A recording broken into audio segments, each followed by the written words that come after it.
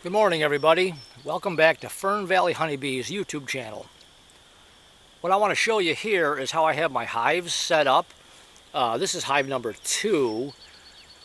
I've got 2 hives set. I have bees finally coming because the weather is finally starting to cooperate. We're in northern Illinois and the weather's just been lousy. So my bees are actually coming hopefully next week. That's the plan. What I want to show you is how I have mine set up. Hive 2, the one I just showed you, is complete. This is hive 1. What I did here is I built insulated roofs.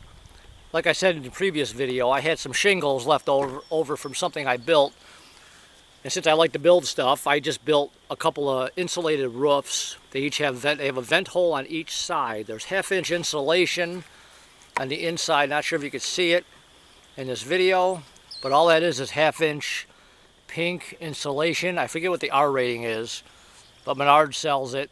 I'm actually going to build with 1 inch insulated covers over the summer for the winter. Moisture and condensation gets in your hive over the winter. That'll be the first thing that'll kill your bees. Bees don't like moisture and water. So hopefully this will stop any kind of condensation. There are vent holes to let the air out, but this will stop any kind of condensation built up inside the hive. And for the summer, it might keep it cooler, actually, with the insulation on the roof. What I got here is a top feeder. I'm going to use the top feeder and fill it with sugar water, a 1-to-1 mix, which basically is real easy. 1 cup of water, 1 cup of sugar.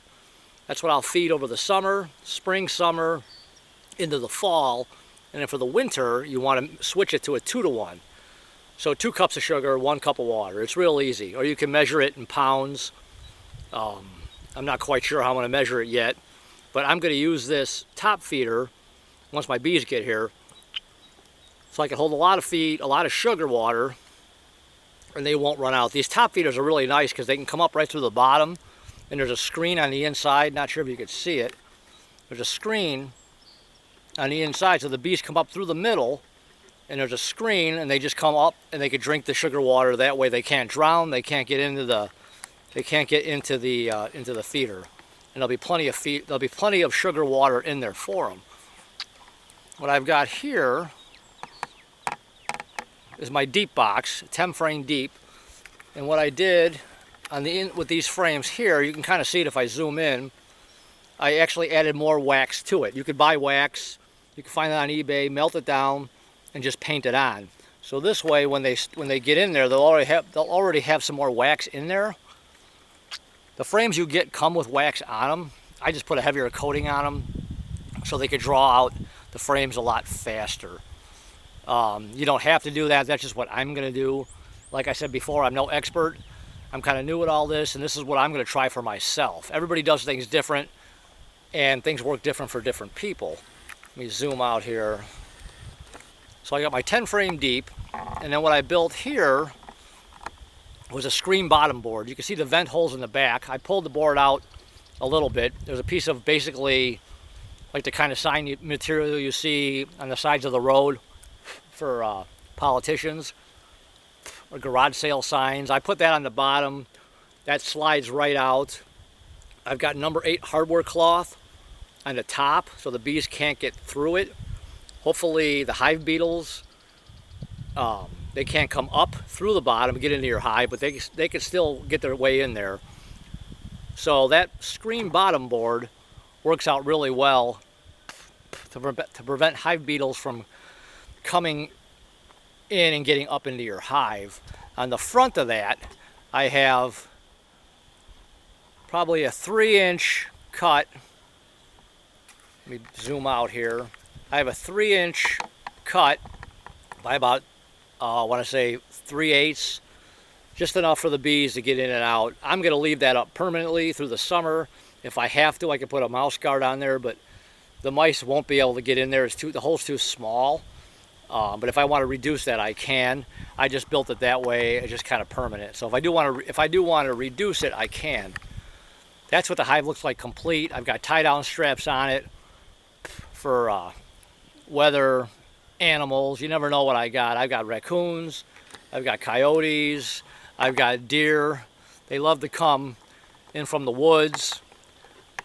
There's been times where I've had 20, 25 deer out in my pasture. I've got a horse farm, and they'll come in here and they'll just be all over the place. So I want to prevent it from deer possibly knocking it over. So this is kind of how I have it set up. This is what I'm going to try for myself. I like the screen bottom board idea. I've got it from different YouTubers that have been doing this a long time, and I like it. I think it'll work really well. Like I said, I got the 10 frame box. I put extra wax on the frames, so that'll help them draw out faster. I am going to put on top of this, I am going to put a pollen patty once I get them. And then I'm also going to hang dry pollen on the outside here somewhere. I've got a feeder that I made. I'm going to hang that up somewhere close to here in my bee yard. So if they want the dry pollen, it's there. Once everything starts to bloom here, which it should soon, I think Mother Nature is finally starting to cooperate. There'll be plenty of pollen for them to get. I've got a lot of clover and a lot of different flowers out in my pasture, plus out in the woods, and plus everywhere else around. There should be plenty for them to collect, but if there's not and they need more, they'll have the dry pollen, plus there'll be pollen patties in the feeder. And like I said, I'm going to fill the hive top feeder. I want to say it holds about 4 gallons, which I kind of like. You put it on top and fill it, and they should be good. I've got jar feeders, but I'm going to use this instead. I think that'll work a lot nicer. Then I don't have to open the hive as much, because once you get your bees and you put them in there, you really don't want to open it and disturb them. Let them kind of do their thing, get settled, get the queen released, and then just kind of leave them be. And then check them after about 3 or 4 days and make sure the queen is released. Once she is, you can take the cage out. I'll do a video when I get my bees. I'm hoping the first part of next week. And this is mid-April right now. They should have been here about a week ago, but I think the weather has slowed the trucks down coming from out west getting the bees here. So like I said, once I get them, I'll do a video on installing them and put the hive top feeder on, fill it, put the pollen patty in, and they should be good to go for a while. And it's going to be warm enough now where they'll start flying around on their own collecting pollen. I have friends of mine that have bees. They're bringing pollen in already. I'm not sure where they're getting it from, but he was telling me that he's seen his bees bringing in pollen. Like I said, nothing is blooming, so they're getting it from somewhere. I also have pans of water sitting here. I've got one behind this hive, and I've also got a pan of water right there for this hive. What you want to do is just fill it up with water and then put some rocks in there so the bees can't drown. They can land on the rocks, they can drink the water, and they're good to go. So I'll have pollen patties in the hive, wax on the frames already to help them build that out quicker. Pollen patties in the hive, like I said, dry pollen on the outside hanging somewhere. I haven't put that up yet. I'll do a video on when I hang those up. Like I said, I'm new to this. This is all trial and error for me. If it works, great for me. If anybody else could use some of these ideas and it works, that's great. We can all learn from each other. By no means am I an expert. This is what I'm going to try for myself. And like I said, if you got any comments, put the comments below. Give me a thumbs up if you like it. Give me a thumbs down if you don't like it. Give me a comment. Let me know what you think. Subscribe to the channel. I'm hoping to build this thing up pretty good. I'm going to do a series of videos. Like I said, if we could all help each other, especially us new beekeepers, we can learn from the guys that have been doing it, and women that have been doing it a long time.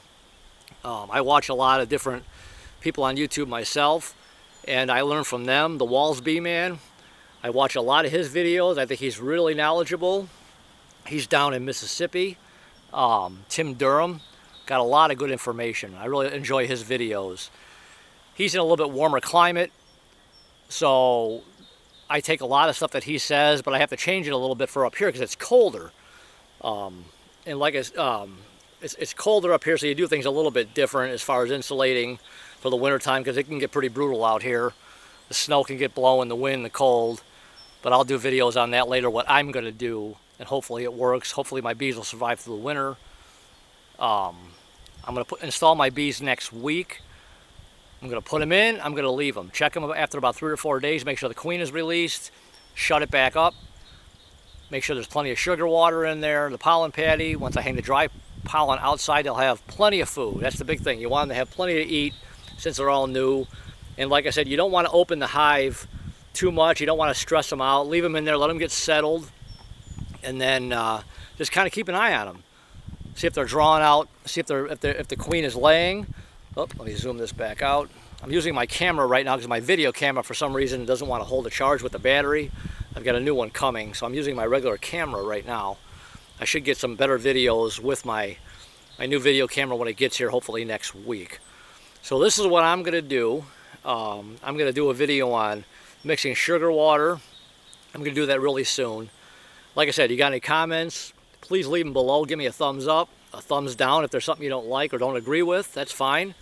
Subscribe to the channel, and hopefully anything that I do can maybe help somebody else.